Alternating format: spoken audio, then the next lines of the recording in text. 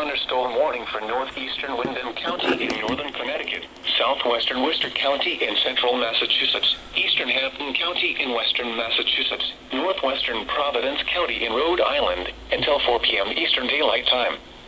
At 3:02 p.m. Eastern Daylight Time, a severe thunderstorm was located over Sturbridge, or 16 miles southwest of Worcester, moving southeast at 30 miles per hour. Hazards include quarter-size hail. Minor hail damage to vehicles is possible.